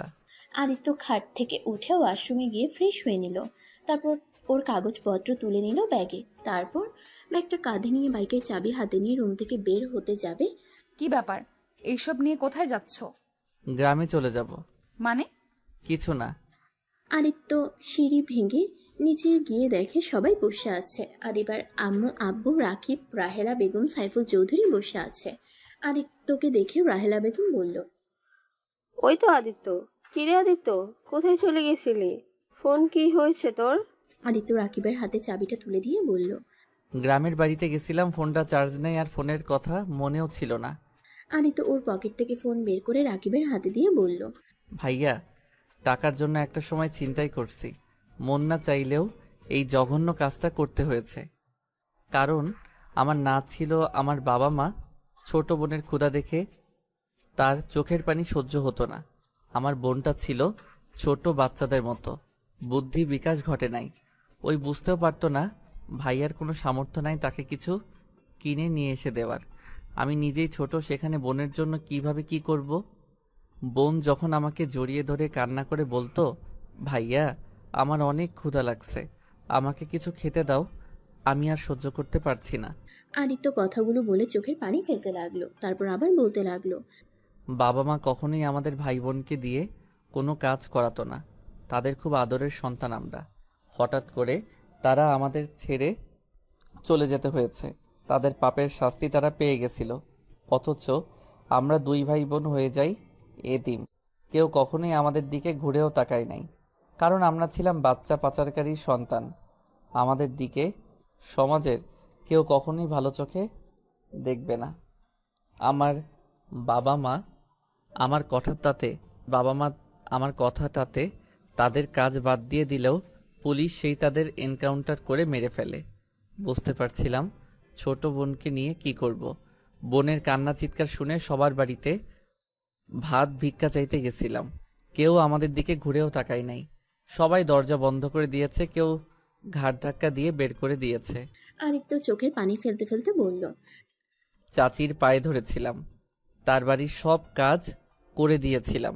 তারপর শুনি এক মুঠো ভাত দিয়েছিল।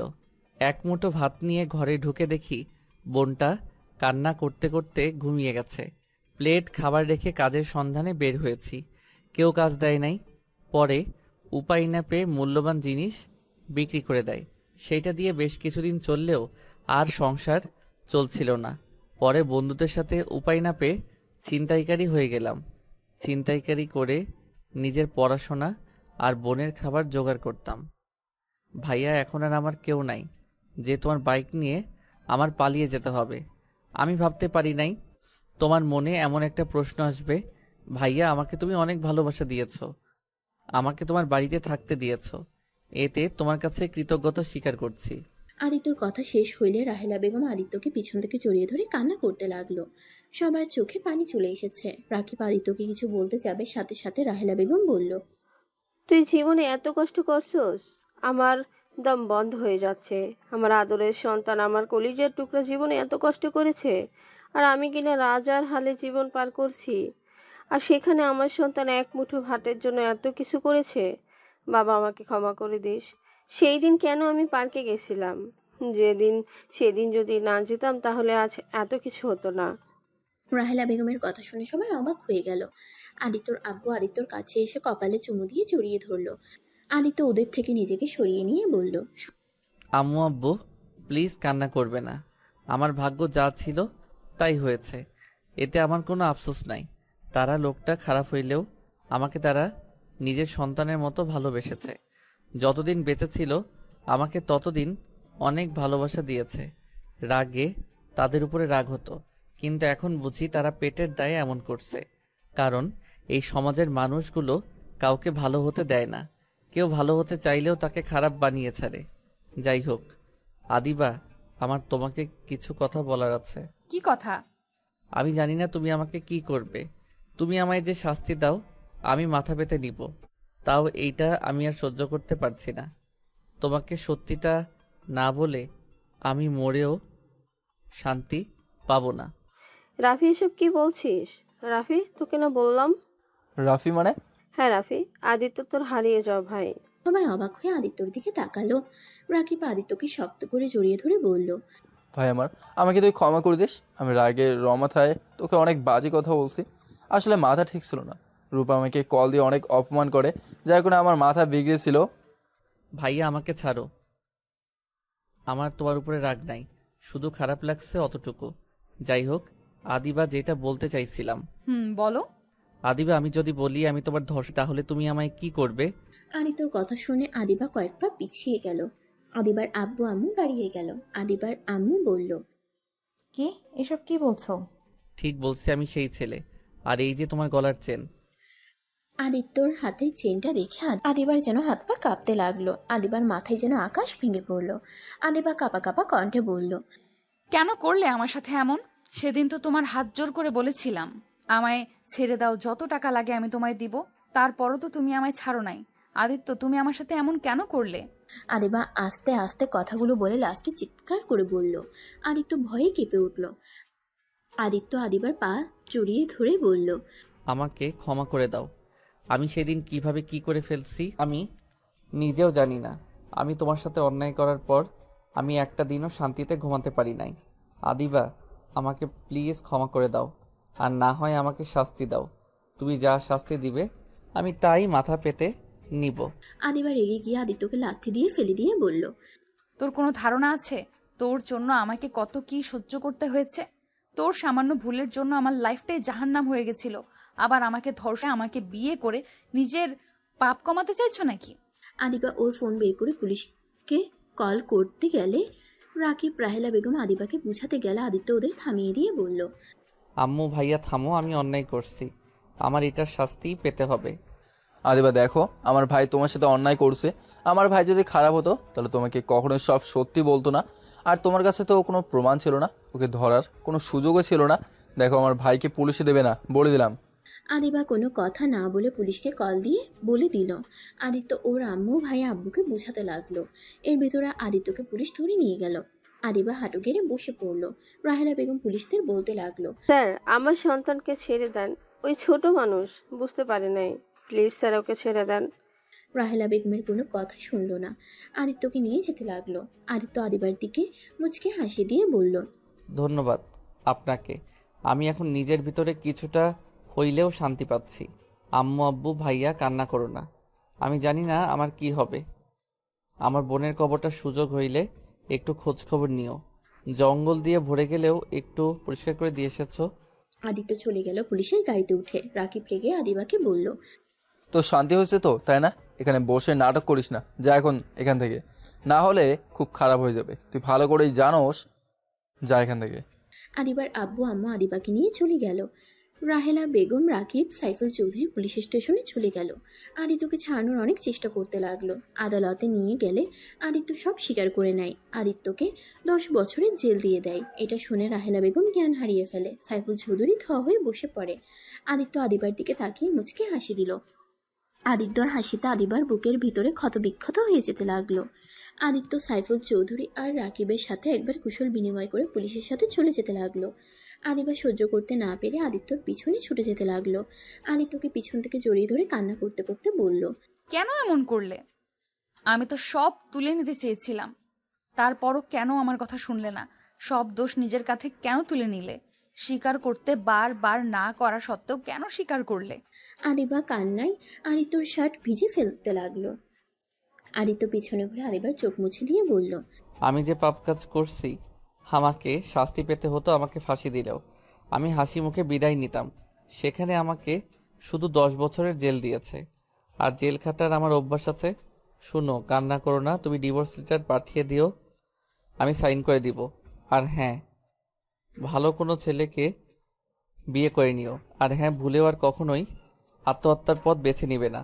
ভালো থাকো। আদিত্য শেষবারের মতো আদিবার কপালে চুমু দিয়ে পুলিশ আদিত্যকে নিয়ে যেতে লাগলো। আদিবা আদিত্যর হাত শক্ত করে জড়িয়ে ধরে বলতে লাগলো, তোমাকে যেতে দিব না। আদিত্য, তুমি যাও না। আমি তোমাকে ছাড়া কিভাবে থাকবো? আমায় ছেড়ে দাও। আমার প্রতি ভালোবাসা না, এটা আমার প্রতি তোমার আবেগ। চিন্তা করো না, সব আবেগ চলে যাবে আস্তে আস্তে। আদিত্য আদিবার থেকে নিজের হাত সরিয়ে নিয়ে গাড়িতে উঠে চলে গেল। আদিবা হাঁটু করে বসে চিৎকার করে কান্না করতে লাগলো।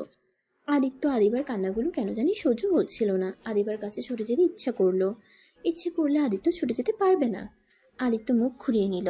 10 বছর পর আদিত্য জেলখানা থেকে বের হইলে দেখতে পেল সাইফুল চৌধুরী, রাকিব, রূপার সাথে ছোট্ট একটা বাচ্চা দাঁড়িয়ে আছে।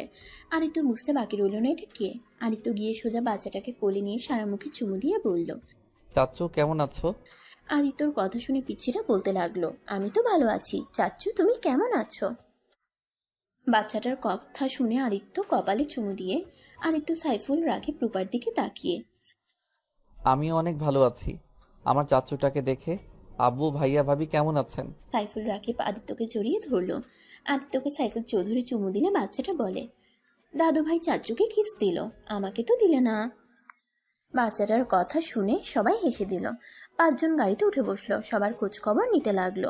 বাসায় পৌঁছে সদর দরজার সামনে গিয়ে কলিং বেল দিলে ভিতর থেকে রাহেলা বেগম দৌড়ে দরজা খুলে আদিত্যকে দেখে শক্ত করে জড়িয়ে ধরে কান্না করে দিল। আদিত্য রাহেলা বেগমকে জড়িয়ে ধরে বলল, আম্মু কান্না করছো কেন? আমি তো ফিরে এসেছি। এটা আনন্দের কান্না, ভিতরে আয়, তোর জন্য অনেক কিছু রান্না করছি। রুমে গিয়ে ফ্রেশ হয়ে আয়, আমি তোকে নিজের হাতে খাওয়াবো। ওকে আম্মু, আমি এখনই যাচ্ছি। আদিত্য সিঁড়ি ভেঙে রুমে চলে গেল। রুমে গিয়ে বারান্দায় গিয়ে বাইরের দিকে তাকিয়ে দেখতে লাগলো। কিছুক্ষণ তাকিয়ে থেকে ওয়াশরুমে গিয়ে গোসল করে নিল। গোসল করে আলমারি থেকে শার্ট প্যান্ট বের করে পরে নিল। আয়নার সামনে নিজের চেহারা দেখে মুচকে একটা হাসি দিল। চোখের অশ্রু পড়তেই সাথে সাথে মুছে ফেলে নিচে চলে গেল। আদিত্য নিচে গেলে রাকিবের ছেলে আদিত্যর কোলে উঠল। আদিত্য টেবিলের সামনে বসলে রাহেলা বেগম আদিত্যকে খাওয়াই দিতে লাগলো। আদিত্য রূপার দিকে তাকিয়ে বলল, কি ভাবি, সেই তো আমার ভাবি হয়ে গেছেন। কি আর করার, দুষ্টু একটা দেবর থাকলে সেখানে বিয়ে না করে কি আর থাকা যায়? তাই নাকি? হি হি হি, ভালোই করে। এখন আর আমি কিছু বলবো না, কারণ এখন তোমাদের বিয়ে হয়ে গেছে। তোমাদের ঝগড়া তোমরা মিটিয়ে নাও গো। ভাবি, তোমার বান্ধবীর কি খবর? আদিত্যর কথা শুনে সবাই চুপ হয়ে গেল। কেউ কোনো কথা বলল না। রাহেলা বেগম বলল, আদিত্য, আমি এই মেয়ের নাম শুনতে চাই না। আম্মু রাগ করছো কেন? রাগ করবো না তো কি করব? ওই মেয়ের জন্য তোকে 10 বছর জেল খাটতে হলো। আর এত ভালোবাসি বলে পাগলামি করলো। কই, ওই দিন তো তোকে দেখতে গেল না, তোর সামনে সব নাটক করছে। আম্মু, তুমি ওকে ভুল বুঝছো। ওই আমার সাথে প্রতি সপ্তাহে দেখা করতে গেছে। আমি তোমাদের কাউকে কিছু বলি নাই, কারণ তোমরা ওর কথা শুনতে রাজি ছিলে না। আমি ওকে অনেকবার বুঝাইছি আমার জন্য অপেক্ষা না করতে, ওই শুনে নাই। 1 মাস আগে আমি ওর সাথে অনেক ঝগড়া করছি। ওকে আঘাত দিয়ে কথা বলেছিলাম, যার কারণে আর আমার সাথে দেখা করতে আসে নাই, কিন্তু আমার জন্য খাবার পাঠিয়েছে। আমি এত কিছু শুনতে চাই না, আমি শুধু ওর মুখ দেখতে চাই না। আদিত্য ওর আম্মুকে বুঝাতে লাগলো। অনেক বোঝানোর পর রাহেলা বেগম বলল, তোর যেটা ভালো মনে হয় তাই কর। আচ্ছা আম্মু, আমি আর খাবো না। আমি গ্রামে যাব, বুনুর কবরে জিয়ারত করব। আমিও যাব, তোকে একা কোথাও ছাড়বো না। আচ্ছা। আদিত্য রাকিবের সাথে বের হয়ে গেল। গ্রামের বাড়িতে গিয়ে আদিত্য ওর বোনের কবর দেখে অবাক হয়ে গেল। আদিত্য ওর ভাইকে জড়িয়ে ধরে বলল, ধন্যবাদ ভাইয়া আমার বোনের কবরের এত যত্ন নেওয়ার জন্য। ওই তো আমারও বোন হয়, যেখানে তুই আমাদের উপরে একটা দায়িত্ব দিয়েছিস সেটা না পালন করে কিভাবে থাকে। আদিত্য খুশি হয়ে গেল ওর ভাইয়ের কথা শুনে। আদিত্য আর রাকিব জিয়ারত করে নিল। কবর থেকে বের হয়ে আদিত্য ওর বাড়িতে চলে গেল। আদিত্যকে দেখে ওর চাচা চাচি এগিয়ে আসলো। আদিত্য কিছু বলল না। আদিত্যর চাচা চাচি নিজের সন্তানের জন্য ক্ষমা চাইলে আদিত্য প্রথমে কিছু না বলে পরে বলল, আমার আপনাদের উপরে রাগ নাই। আপনার ছেলে ভুল করছে, আমি তাকে কবরে শুয়ে দিয়েছি। এখানে আর কাউকে কিছু বলার নাই। আমার কাছে ক্ষমা চাইতে হবে না। ভালো থাকবেন। আদিত্য কথাটা বলে রাকিবকে নিয়ে ঢাকায় চলে আসলো। ঢাকায় এসে রাকিবকে বলল, ভাইয়া তুমি বাসায় চলে যাও, আমি আমার স্ত্রীকে নিয়ে আসতে যাচ্ছি। ওকে, নিয়ে আসবি। হুম। আচ্ছা, তুই তাহলে আমাকে বাসায় নামিয়ে দিয়ে যা। আচ্ছা। আদিত্য রাকিবকে বাসায় নামিয়ে দিল। আদিত্য রাকিবকে বলল, ভাইয়া আদিবার বাসার ঠিকানাটা দিবে? না মানে আমি ওনার অফিস চিনি, বাসা চিনি না। নিজের শ্বশুরবাড়ি নিজের চেনোস না? তুই ওর অফিসে যা, ওই মনে হয় অফিসে আছে। আর আমি ঠিকানা তোকে টেক্সট করে দেই। ও তোর তো স্মার্টফোন নাই। রাকিব কথাটা বলে আদিত্যকে ঠিকানাটা বলে চলে গেল। আদিত্য বাইক নিয়ে সোজা আদিবার অফিসের সামনে চলে গেল। আদিত্য অফিসের সামনে দাঁড়িয়ে দারোয়ানকে জিজ্ঞেস করলেই জানতে পারলো আদিবা দেশের বাইরে চলে গেছে, অফিসে আসে নাই। আদিত্য বাইক নিয়ে সোজা আদিবার বাসার সামনে গেলে তখনই একটা গাড়ি এসে থামলো। গাড়ি থেকে আদিবাকে নামতে দেখে আদিত্য ডাক দিলে আদিবা পিছনে ঘুরে তাকায়। আদিত্যকে দেখে দৌড়ে আদিত্যর কাছে এসে জড়িয়ে ধরলো। আদিত্য আদিবার এমন অবস্থা দেখে বলল, এ কি করছো? সবাই তাকিয়ে আছে। দেখুক গা, আমি পরপুরুষকে জড়িয়ে ধরি নাই, আমি আমার স্বামীকে ধরেছি। তুমি না দেশের বাইরে গেছো? আজকে আসলাম, তোমাকে নিয়ে আসতে চাইছিলাম, কিন্তু মিটিংটা শেষ করে দেশে আসতে আসতে 3টা বেজে গেল। কিন্তু তুমি এখানে কি করছো ভেতরে যাওয়া বাদ দিয়ে? আমি আসলাম, তুমিও আসলে, ভালোই হয়েছে। চলো বাসায় যাই, তোমাকে নিয়ে যেতে এসেছি। ভেতরে চলো। আদিত্য বাইক নিয়ে ভিতরে গিয়ে বাইক রেখে আদিবার সাথে ভিতরে গেল। আদিত্য আদিবার আব্বু আম্মুকে সালাম জানালে আদিবার আম্মু বলল, আদিত্য তুই এখানে? আজকে ছাড়া পেয়েছি। আঙ্কেল আন্টি, আমি আপনার মেয়েকে নিয়ে যেতে চাই। তোমার বউ তুমি নিয়ে যাবে? এখানে আমরা না বলার কি? যাই হোক, তুমি এসেছো, এখান থেকে যাও। থেকে যাও না। আচ্ছা। আদিবা খুশি হয়ে আদিত্যর হাত টেনে ধরে নিচে রুমে নিয়ে গেল। আদিবার পাগলামি দেখে আদিত্য বলল, তুমি কি দিন দিন বাচ্চা হয়ে যাচ্ছ নাকি? আমার বয়স হতে পারে, কিন্তু আমার মনটা এখনো ছোটদের মতো আছে। তাই নাকি? যাও ফ্রেশ হয়ে নাও। আদিত্যকে আদিবা বসিয়ে দিয়ে ওয়াশরুমে চলে গেল। আদিত্য বালিশটা কোলে নিতে যাবে, দেখে তখন ওর ছবি। আদিত্যর মুখে মুচকি হাসির রেখা ফুটে উঠল। সমাপ্ত।